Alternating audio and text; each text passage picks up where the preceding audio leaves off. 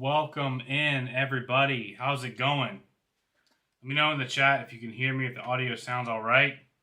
We're going to be breaking down this extremely painful loss to the Jaguars.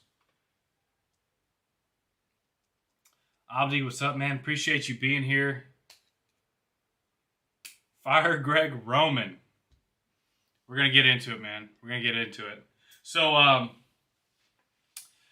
we got a lot of takeaways. We're going to go ahead and rattle off 5 of our top takeaways. And let's go ahead and get right into it, man, because this is painful. And Abdi just hit the nail right on the head. The first thing we got to talk about is this defense. At number 1, when it comes to our top takeaways, we might have jumped the gun on this being a championship caliber defense. We talked about how this defense could be truly special, but it absolutely collapsed in epic fashion. Let Trevor Lawrence just absolutely move the ball down the field with ease, especially on that game-winning drive when you need a defensive stop the most. We let Trevor Lawrence look like prime Peyton Manning on a game-winning drive. Now, I understand he's a talented quarterback. He was drafted number 1 overall for a reason. But an absolutely inexcusable performance by the Ravens defense today. They've been keeping us in a lot of games where the offense wasn't firing on all cylinders. Today, you get the offense to put up 27 points, but it wasn't enough because the Jaguars put up 28. We had some crucial mistakes, which we'll get into, but just an epic collapse. Another thing Abdi said, MP is trash. Yeah, so it was very apparent to me today that Kyle Hamilton was out, that he was missing. Because what it did is it forced Marlon Humphrey into the nickel corner role, covering, in the slot as our slot corner, as our slot defender. And that forces Marcus Peters and Brandon Stevens as your 2 starting outside corners. You don't feel too good about those guys, especially when Zay Jones is dropping 100-yard games against them. And guys like Jamal Agnew are looking like, big-time playmaking wide receivers.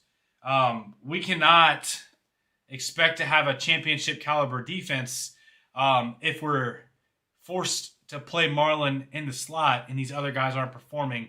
I thought Brandon Stevens had himself a fine game, but Marcus Peters, I wrote down his name all throughout the game. I take notes, man, and I wrote down Marcus Peters burned again. Marcus Peters burned again. Marcus Peters burned again.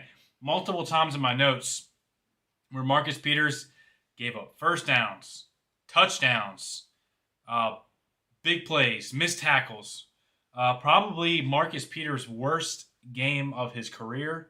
And I don't even know if it's close because I haven't seen him struggle that much against especially these caliber of wide receivers. It's not like he was facing, Jamar Chase or Tyreek Hill or any elite level receivers for that matter. He was getting burnt by Zay Jones. Zay Jones is a number 3 wide receiver for the Jaguars. There's no excuse for that. Absolutely getting burned, letting the Jaguars offense march up and down the field with ease. So that's our first takeaway, is that this Baltimore Ravens defense, maybe we jumped the gun. Maybe we were a little too aggressive with our takes about how this was a elite, championship caliber defense. Whenever, Hasty, the running back, is looking like prime Marshawn Lynch. Like, just an absolutely embarrassing performance on defense. And then, number 2, the Ravens continue to shoot themselves in the foot. Most of their wounds are self-inflicted. We're talking about 2 drop touchdowns today. Not 1, 2 drop touchdowns. 1 to Mark Andrews, 1 to Demarcus Robinson. I understand the 1 to Demarcus Robinson would have been a hard catch to make. But earlier in that game, Demarcus Robinson goes streaking down the field wide open for a walk-in touchdown, hammering his head off of the goalpost, and Lamar Jackson barely overthrows him, and we don't connect. We get a chance to redeem ourselves. Hey, DeMarcus, I got you. I'm going to hit you with a ball this time that you can catch. And he hits him right in the shoulder pad as he's diving to the ground. Didn't even need to dive like the announcer pointed out. But Ravens offense shooting themselves in the foot. Drop balls. Delay of game penalties, absolutely inexcusable. Embarrassing. Extremely embarrassing. Up South Q said, and Oliver. That's 3. So 3 drop touchdowns. Yep, I remember which one you're talking about now. Ravens 76B more. The defense is elite. What I saw, Marcus Peters' lack of effort. I get what you're saying about the potential of this defense, but to say that this defense is elite when they just allowed 28 points to the Jaguars, who are 3-7, that's not an elite type of performance. It's just not. It really isn't. I thought that pass rush. I thought they negated our pass rush very well today. I believe we got 2 sacks. Right off the rip, we got Broderick Washington burst into the backfield, got himself a nice sack. Shout out to Broderick Washington. He's been a very underrated player for the Baltimore Ravens this year. However, the pressure wasn't there. I feel like when we needed it most, saw Odafe glued to his offensive tackle he was rushing on. Shout out to Tyus Bowser. He had a strip sack, but I don't know what's going on with Odafe. Didn't see much of Justin Houston today, to be honest. You know, as much as we love Justin Houston, as great of a season he's had, he was a non-factor in today's game. I don't think I saw his name called one time today. You let Trevor Lawrence go 29 of 37 for 294 yards, 3 touchdowns, and a 129 passer rating. You let Trevor Lawrence look like prime Peyton Manning, and that's not an elite defense. Elite defenses don't do that. Does this defense have the capability of being elite? Yeah. Shout out to the TV in the background that just went weird on me. The defense has the capability of being elite, but it's not right now. It's just not. We were obviously hurting for Kyle Hamilton. I know to say some positivity, right? Because we need to get some therapy out, get some frustration out, and look on to some positive stuff as well instead of just whining the whole time. We got Marcus Williams coming back. We got Kyle Hamilton coming back. And we have David Ojabo, who can provide a boost to the pass rush as well. What I will say, another key highlights was Deshaun Jackson. What was that, a 60, 70-yard bomb that Lamar Jackson put absolutely on the money in stride to Deshaun Jackson. Took the top over the defense. And then somehow we still had a chance to reset the NFL field goal record with a 67-yarder. And we expect Justin Tucker to go do his magical things, but he didn't. Deuce Dog said, Duval. Yep, you got all the right to brag in the world, man, because you just put a big fat L on the Ravens, and you guys got yourself a W. So congrats on that. For real, you guys plays good ball today. Trevor Lawrence looks really good, and the Ravens absolutely collapsed. Gus Edwards rarely ever fumbles the ball. Can't believe Gus coughed up the ball there.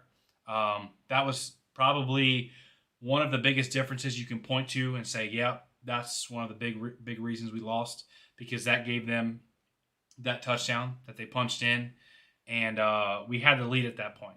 I think we had a 1-point lead, and could have went down and kind of put the game away, run out the clock, but Gus Edwards coughed it up. The last 2-point would have been Kyle's play to make. Yep, the one where Brandon Stevens got beat a little bit. I also thought when I watched it, I saw that. I'm not going to say I saw the play coming, but I saw, as soon as I saw Brandon Stevens, one-on-one with the receiver, I saw that it was going to him, and I was really upset whenever the safety just kind of went right towards the middle of the field. I didn't see what safety it was, but he just ran right towards the crowd in the middle, towards the line of scrimmage, and left Brandon Stevens out on an island. Didn't give him any help. And it's hard to make a play one-on-one there at the 2-yard line. It just is. I thought Brandon Stevens had a good game. He's not, the reason why we lost this game. If you had to point for one player, it'd probably be Marcus Peters. Marcus Peters, man, I'm telling you, he had to have had his worst game as an NFL player today. He got burnt a lot. It was embarrassing. Let's see here.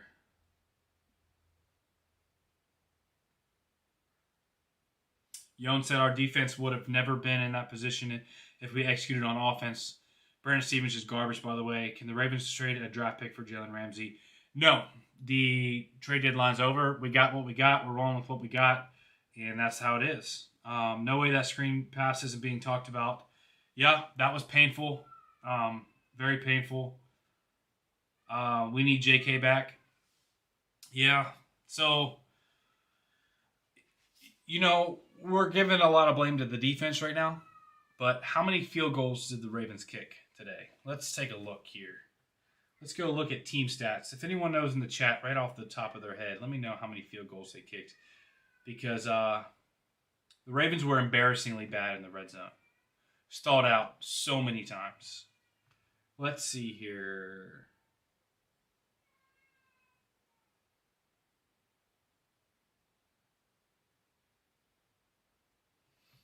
Yeah, I don't have the exact number here, but the Ravens, they convert one of those times where they're in the 5-10 yard line away from their own goal line. You're talking a completely different game. This game's over. You put it away. I mean, that was the difference, right? I mean, tell me if I'm tripping, but you punch in one of those touchdowns. Keemold said 5. So 5 field goals that we kicked, where if one of those converts for a touchdown, that's the game.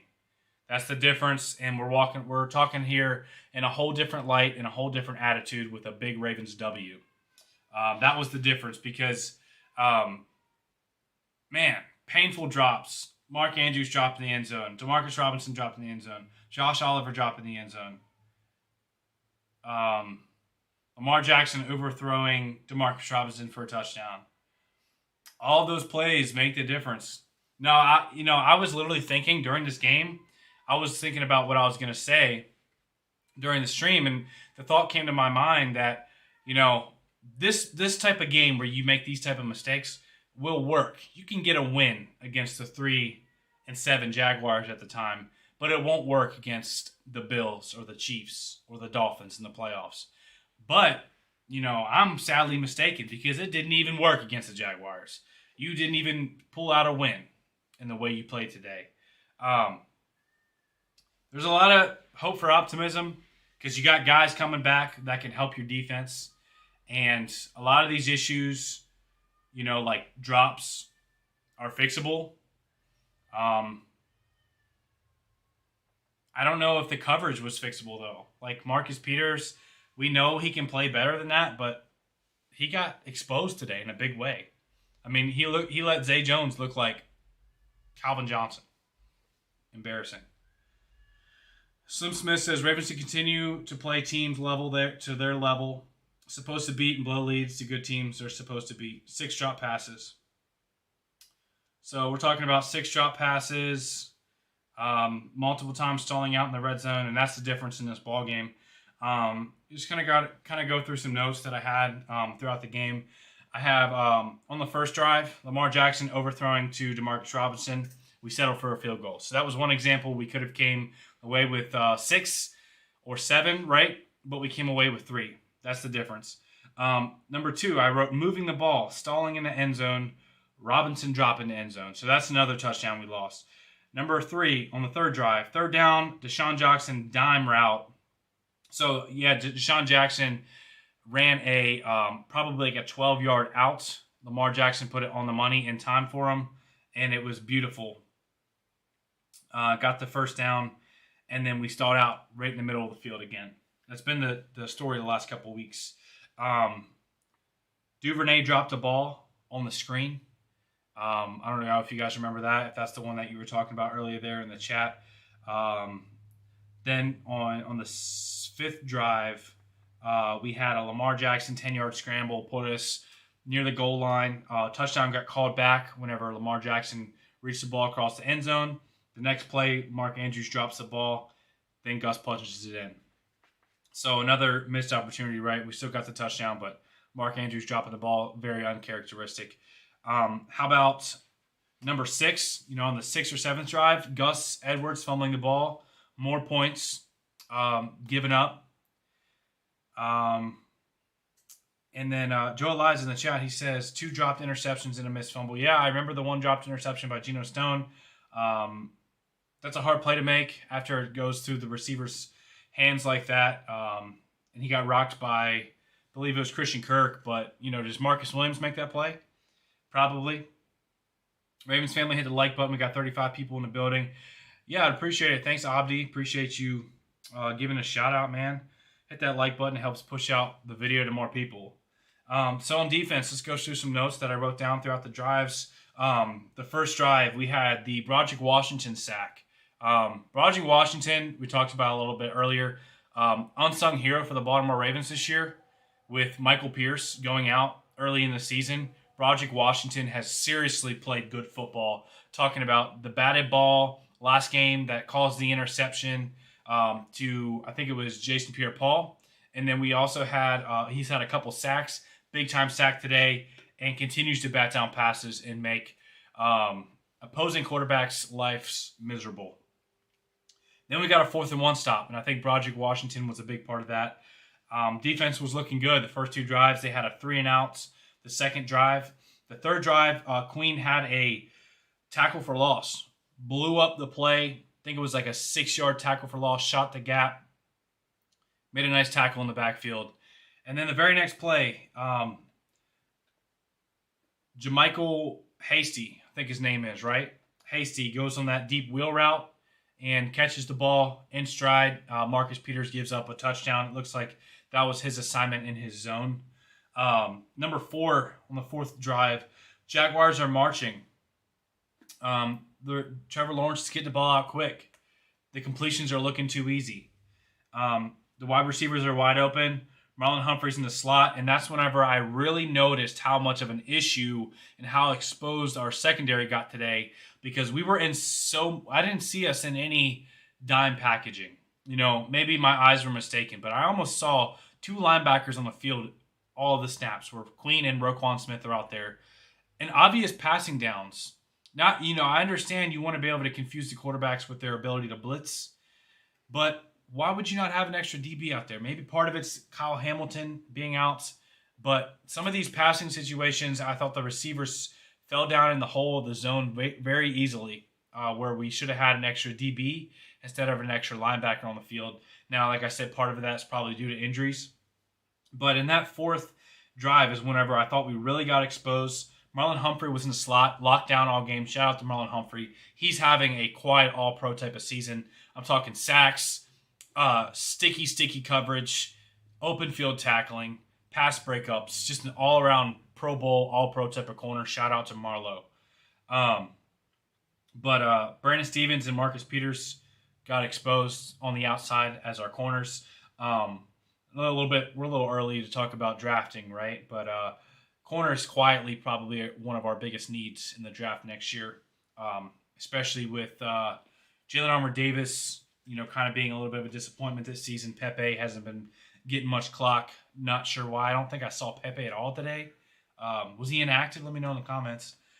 Norm Taylor said, if y'all noticed, Ravens haven't trailed late in games, and we could not come from behind and win those games. Was the Bills, Dolphins, and now the Jags.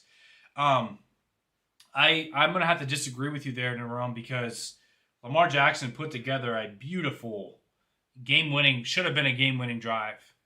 Under 4 minutes left in the 4th quarter, you're down. He throws a dime to Deshaun Jackson. I mean, that had to have traveled 50, 60 yards and in the air. Beautiful throw. And then the defense kind of, let up a huge drive and let Trevor Lawrence, like we said, look like primetime Peyton Manning for real. Why You Hate said it's been 4 straight years of draft classes and the Ravens have refused to get a true number 1. It's negligence. They have chosen not to move for a guy, whether it be in the 1st or 2nd round. If Rashad Bateman's on the field, I think this is a completely different ball game. We talked about the statistics with and without Rashad Bateman. Lamar Jackson averages about 50 more passing yards and about 30 more higher of a passer rating with Rashad Bateman on the field. That's kind of what happens whenever you expect your pass game to be elite, or you expect your pass game to be efficient and thrive whenever you have less than average level talent pass catchers. So yes, you can have Lamar Jackson able to pass the ball, which we know he can do, but you don't have the pass catchers for him, but you expect that the Ravens passing game is going to be up to standard. And that's just not how it works. You have to have better weapons for him. You and mock draft specialists said getting guys like Tariq Woolen, Martin Emerson, or Percy Butler would be ideal. Pepe is good, but that fourth round was bad due to them not grabbing a corner. Brandon Bagley said, why you hate that all that money on defense for that, it's time to change the philosophy. I think you have an argument for that. I just had so much higher expectations for the defense than what we saw today. It was painful. So going back to what I was saying on that fourth drive, our secondary got exposed because Kyle Hamilton was not able to be your nickel defender there, and Marlon Humphrey was forced on the inside. What happens is Brendan Stevens and Marcus Peters get absolutely exposed on the outside. I thought Marcus Peters has had a good season up until this game, but Marcus Peters absolutely played some terrible football today. At number 5 on the fifth drive, maybe it was a 6.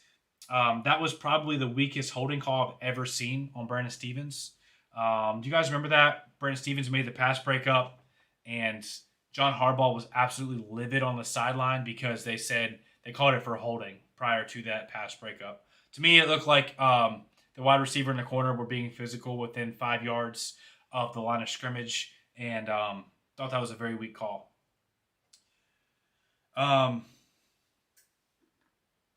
Number 6, Marlon Humphrey gets a sack. This was the Marlon Humphrey drive we're talking about where he's all over the field. Marlon Humphrey gets a sack, a tackle for loss, and then I wrote down Marcus Peters gets beat again. 7 on the 7th or 8th drive. I just wrote in my notes, defense gets shredded. That's all I wrote. It looked like every first or second read was there for Trevor Lawrence. It was like as soon as his back foot hit the ground on a 3 or 5 step drop, he was hitting a wide open receiver. Shout out to Brendan Bagley for the super chat. I appreciate you, brother. A freaky DB is needed. Come on down, Chris Westry. I was a big fan of Chris Westry, man. I was really hoping that we would have kept him this offseason. I actually wrote him down as one of my free agents that I wanted to bring back to Baltimore. He might even be a free agent right now. Maybe he's on a practice squad. But I would love to see Chris Westry back here. Some other options we can talk about as far as our corner play is drawing a blank on his name right now. What's the guy, number 41 on the Ravens? Has been cut several times.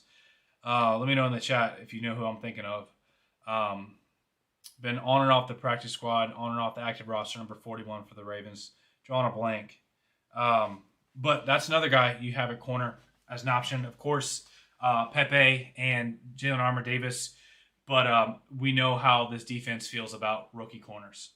Brandon said he is, from what I know. Yeah, that would be awesome. Worley, that's who I'm thinking of. I don't know why I was drawing on his name. Drawing a blank. Chris Worley. Tanja, what's up, Tanja? Great to see you here in the chat. She said, hey, this offense is horrible. Why are the plays so slow to develop? Slow starts. Lamar can't even read the field or make adjustments. He doesn't have the time to throw the ball.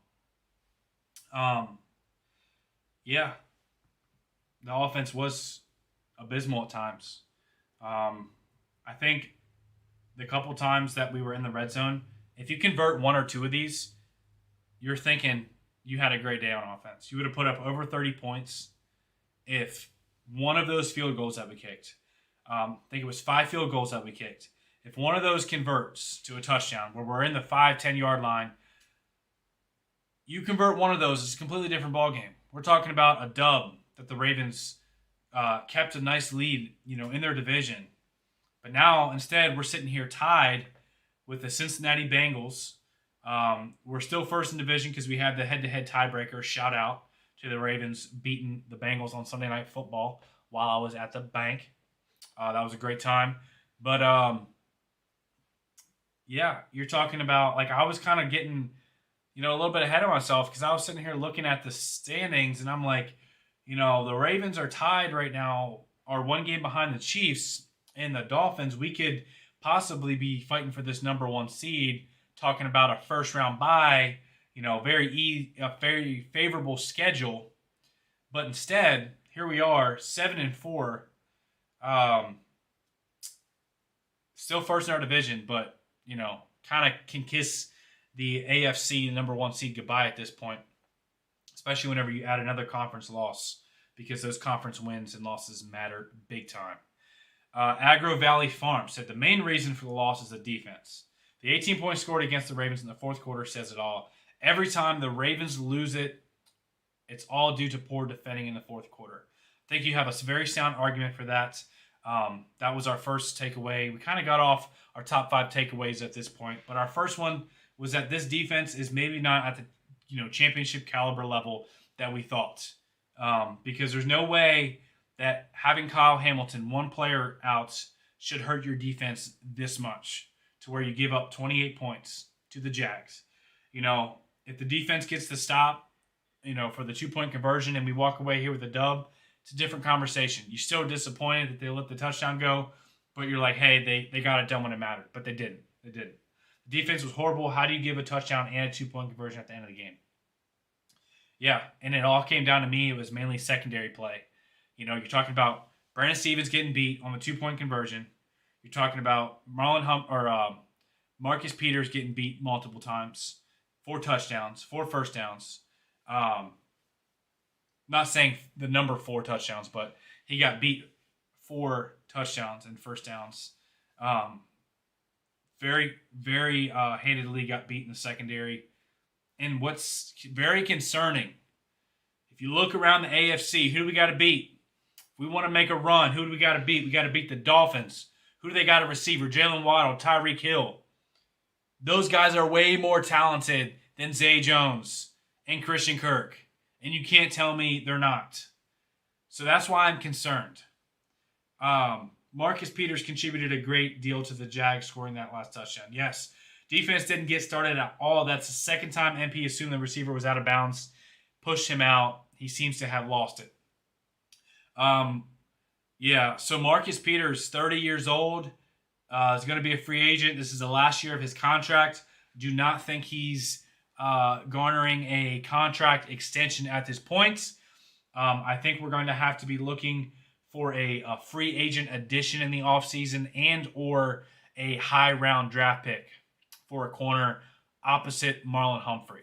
If you are really thinking about this secondary long term right now, how do you let teams literally go straight down the field with 100 minutes left and all of our losses? I think you're saying seconds, but yeah, I mean, we're talking about they had a minute 12, no timeouts, and Trevor Lawrence, as soon as that back foot hits on his 5-step drop, he's letting it rip to a wide open receiver.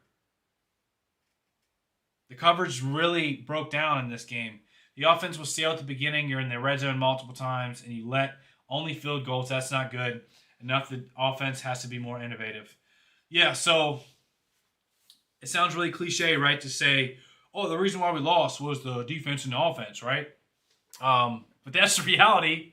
We lost because our defense let up multiple busted coverage touchdowns to Hasty. Was the one off the top of my mind. We also let multiple touchdowns where you're 5-10 yards away from the end zone, slip right through your hands, and you settle for a field goal. So we're talking about situational stuff, right? We're talking about situational stuff. You're not talking about lack of talent. You're talking about situational football where you just failed. Where was the pass rush today? Tanja, that's a great point. And I was going to call out the pass rush today, but, I'm not going to. You know why? is because it almost seemed like Trevor Lawrence on his first read had a wide open receiver. Like the pass rush, he was getting the ball out, it seemed like in less than 2 seconds. Like quick, getting the ball out quick. And I don't put this on the pass rush because there was a couple times where I thought the pass rush should have been there. But especially on that game-winning drive, it was like pitch and catch, man. It was like backyard flag football with how easy some of these completions were looking. Really got exposed in the secondary today. Defense play calling was bad in the last 1 minute. It was bad the whole fourth. Yeah, I agree. No, really, how was that a touchdown at the end, though? So apparently getting that ankle down constitutes as a touchdown if you get a foot in an ankle. I wasn't aware of that. I definitely thought that you had to get the shin down, but apparently I was mistaken because you have to get that the ankle counts as well. So yeah, I wanted to come on here and talk a little bit of Ravens therapy, right? Get some stuff off my mind. G-Money said, when Marcus Williams returns, put him over Peters. Well, that's the thing. Marcus Williams is going to play your true free safety role. He's going to be your true center fielder. I think what's more important is Kyle Hamilton returning because then you can put Marlon Humphrey back on the outside and then you only have one liability at corner with Marcus Peters instead of Marcus Peters and Brandon Stevens, if that makes some sense. I appreciate the super chat a lot, G-Money. I appreciate it for real. But yeah, I think Marcus Williams is going to play that true free safety. Excuse me. So that true free safety role, the ball hawk in the middle of your defense, making those pass breakups, breaking on balls, and hopefully getting some more interceptions, which he looked so good at in those first 5 games here with the Ravens. And he's going to be a welcome sight back. Lamar Jackson, he's not going to play franchise tag. Yeah, man, we're going to have a fun off-season discussion to have. We're going to have lots of juicy stuff. We got Lamar Jackson's a free agent. We got Marcus Peters is a free agent. We got Calais Campbell probably retiring. We don't have a second-round pick, but guess what? We got Roquan Smith to try to pay and Lamar Jackson to try to pay. So it's going to be a fun offseason. It will be for real. Okay, so that's why you need an offensive coordinator that has a better scheme to get the receivers open. Yeah, that's a good point. Abdi said Lamar Jackson, he's not going to play franchise tag. We talked about that. MP is a cancer to this defense. Jags had no timeouts in that last drive, but instead of pressing their receivers, he was giving them 20 yards of cushion. Now, Dedrick, that's I get what you're saying, right, about that, but I want to air some caution to you that may have been the play call. Maybe more blame goes to Mike McDonald than Marcus Peters. If it was a zone type of defense, if you're playing let's not let them beat us over top type of defense, a soft zone, right, then that might have been the call for Marcus Peters instead of saying, hey, get up there and press him in man coverage. We keep saying in the draft corner and free agent, no, it's wide out. Change the mindset. This ain't early 2000 Ravens. We need to focus on offense. I get what you're saying there, Q for Quan, but, one of those corners that we're talking about could have made the difference in that last game, in the last drive, right? If you get a stop on defense those last 2 drives, it's a different game. You come away with the win. So we can't act like corners don't matter. The offense put up points. They put up 27 points today, and it should have been a lot more with all those kicked field goals. Tony Williams, 4th and 8. You can run zone instead of man, and you run zone instead of man. Yeah, that was a questionable call for real. Derek, yes, Peters was just standing there letting the receiver catch the ball. Yeah, painful loss, man. Painful loss. Tough day to be a Ravens fan, for real. But let's end the stream on a positive note. All right, let's talk some good stuff. Good thing number 1, Deshaun Jackson emerges as a threat, a deep downfield threat for Lamar Jackson. Also got open over the middle of the field and on the outside. So Deshaun Jackson looks like he's the real deal. Still has a little bit of gas left in the tank. He's you put on film now that you have to respect that deep threat because he just took the top off the defense for like a 60-yard completion, and Lamar Jackson hit him in stride. Takeaway number 2, that's positive. We get J.K. Dobbins back soon. That'll give you a boost in the run game, and he's a weapon to catch balls out of the backfield in the pass game. Positive spin number 3, Kyle Hamilton and Marcus Williams are coming back to give your secondary a boost in a game that your secondary got torched, just to be quite frank.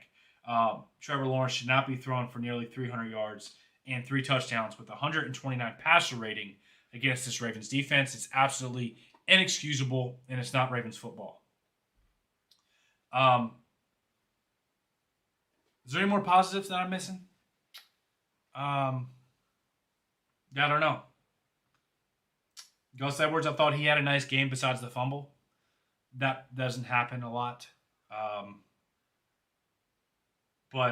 Yeah, I think that's where we're going to wrap it up on a positive note. Y'all didn't see dude run 15 yards backwards. Jody Doss says, bro, was have a career games against us. Trevor, Burrow, Tua, and Manning, just to name a few. This team has embarrassed themselves. I'm used to this. It hasn't. So I can't even be mad. Yeah. I'm not quite there yet.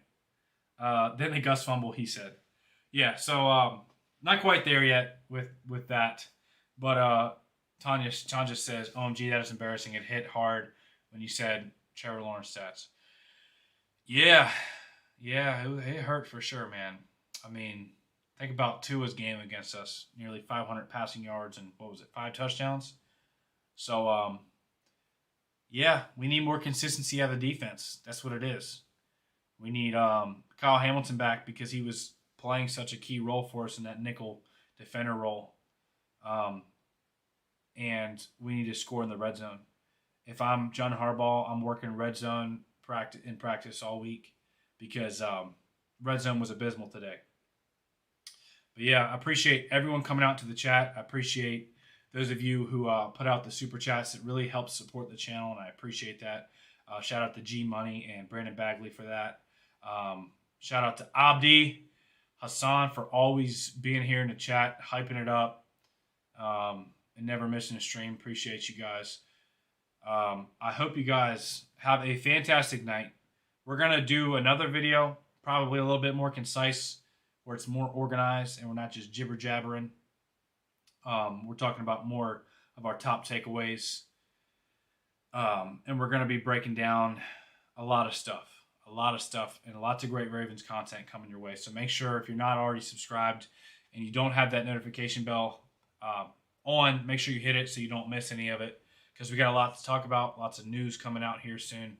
And make sure to smash the like button on the stream if you enjoyed it so far. If you got any type of relief from this painful loss, it hurt for sure. But another positive, right? Still first in the division against ahead of the Cincinnati Bengals. Still have a favorable schedule, and we got guys coming back healthy. So I think we'll be all right. It just hurt, and it was frustrating to see because you know this team was capable of being so much better. But that's enough for me rambling on, man. Hope you guys have a good night. Thanks for everyone to coming out for the stream. Y'all have a good night. We'll see you in the next video.